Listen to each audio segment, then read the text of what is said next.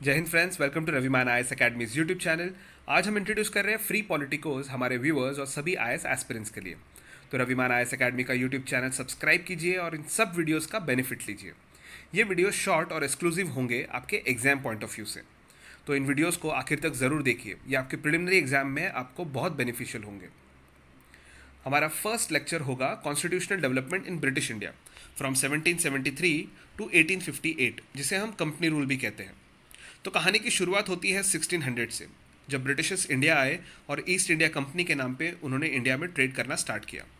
Queen Elizabeth one ने उन्हें ये ट्रेडिंग राइट्स दी और देखते ही देखते ये ट्रेडिंग कंपनी इंडिया की सबसे बड़ी पॉलिटिकल पावर बन गई।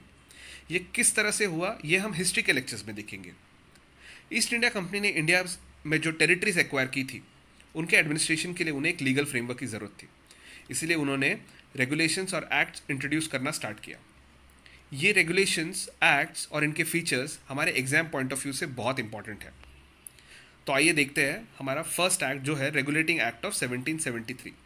ये पहला स्टेप था ब्रिटिश गवर्नमेंट का ईस्ट इंडिया कंपनी के अफेयर्स को कंट्रोल और रेगुलेट करने के लिए। इसी एक्ट द्वारा पॉलिटिकल और एडमिनिस्ट्रेटिव फंक्शंस को रिकॉग्नाइज किया जाने लगा ईस्ट इंडिया कंपनी के। एक सेंट्रल एडमिनिस्ट्रेशन की शुरुआत हो गई इंडिया में। इस एक्ट के कुछ इंपॉर्टेंट फीचर्स देखते हैं। सुप्रीम कोर्ट एस्टैब्लिश किया गया कोलकाता में 1774 में, जिसमें एक चीफ जस्टिस और 3 जजेस थे। गवर्नर ऑफ बंगाल का डेजिग्नेशन चेंज किया गया to governor general of Bengal, और पहले गवर्नर जनरल ऑफ बंगाल बने वॉरेन हेस्टिंग। एक 4 मेंबर एग्जीक्यूटिव काउंसिल बनाई गई असिस्ट करने के लिए गवर्नर जनरल ऑफ बंगाल को। कंपनीज के जो एम्प्लॉयज़ थे, जो सर्वेंट्स थे, उनको प्रोहिबिट किया गया, मना किया गया गिफ्ट और ब्राइब लेने से। कोर्ट ऑफ डायरेक्टर जो एक गवर्निंग बॉडी थी, वो अब डायरेक्टली ब्रिटिश गवर्नमेंट को रिपोर्ट करने लगी रेवेन्यू, सिविल और मिलिट्री मैटर्स के बारे में।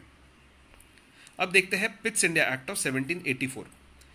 इस एक्ट द्वारा कमर्शियल और political functions east India company के डिस्टिंग्विश किए गए। जो कोर्ट ऑफ डायरेक्टर्स थे, अब वो कमर्शियल अफेयर्स हैंडल करने लगे, और एक नई बॉडी बनाई गई जिसका नाम था बोर्ड ऑफ कंट्रोल, वो पॉलिटिकल अफेयर्स हैंडल करने लगे। इसी तरह डबल गवर्नमेंट सिस्टम एस्टैब्लिश हुआ। कंपनी की जो टेरिटरी थी इंडिया में, उन्हें पहली बार कहा गया ब्रिटिश पोजीशंस इन इंडिया। ये नोट कर लीजिए, ये एग्जाम में पूछा जा सकता है। गवर्नर्स काउंसिल एस्टैब्लिश किए गए मद्रास और बॉम्बे प्रेसिडेंसीज में। अब देखते हैं charter act of 1813। Indian trade सभी ब्रिटिश सब्जेक्ट्स के लिए ओपन किया गया। ब्रिटिश सब्जेक्ट्स मतलब वो सारे कंट्रीज जिनके ऊपर ब्रिटिशर्स का राज था। ईस्ट इंडिया कंपनी अपनी ट्रेड मोनोपोली खो चुकी थी, एक्सेप्ट टी ट्रेड और trade with China. Christian missionaries को अलाउ किया गया इंडिया में धर्म प्रचार करने के लिए, और 1 लाख रुपए एजुकेशन पे स्पेंड किया जाने लगा इंडिया में। अब देखते हैं चार्टर एक्ट ऑफ 1833। इस एक्ट द्वारा गवर्नर जनरल ऑफ इंडिया की पोस्ट क्रिएट की गई, और पहले गवर्नर जनरल ऑफ इंडिया बने विलियम बेंटिक्ट। ईस्ट इंडिया कंपनी अब एक प्योरली एडमिनिस्ट्रेटिव बॉडी बन चुकी थी।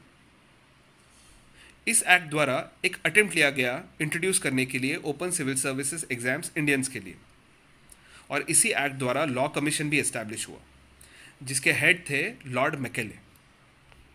अब देखते हैं चार्टर एक्ट ऑफ 1853। इस एक्ट द्वारा लेजिस्लेटिव्स और एग्जीक्यूटिव फंक्शंस को सेपरेट किया गया। लेजिस्लेटिव मतलब जो लॉज बनाते हैं, और एग्जीक्यूटिव मतलब जो लॉज को इम्प्लीमेंट करते हैं। चार्टर एक्ट ऑफ 1853 का एक इंपॉर्टेंट फीचर है open annual civil services exams start हो गई इंडियंस के लिए, और सत्येंद्रनाथ टैगोर फर्स्ट इंडियन बने ये एग्ज़ाम क्लियर करने वाले। सत्येंद्रनाथ टैगोर रविंद्रनाथ टैगोर के भाई थे। इसी के साथ चार्टर एक्ट ऑफ 1853 ख़त्म होता है। इसके बाद एक बहुत बड़ा इंसिडेंट होता है इंडियन हिस्ट्री में, जिसके बाद आने वाली एक्ट्स में बहुत डिफरेंसेस हमें दिखाई देंगे। तो अगर ये वीडियो आपको अच्छा लगा हो तो इसे लाइक कीजिए, आपके फ्रेंड्स के साथ शेयर कीजिए, और रविमान आईएएस अकेडमी के चैनल को सब्सक्राइब कीजिए। Thank you.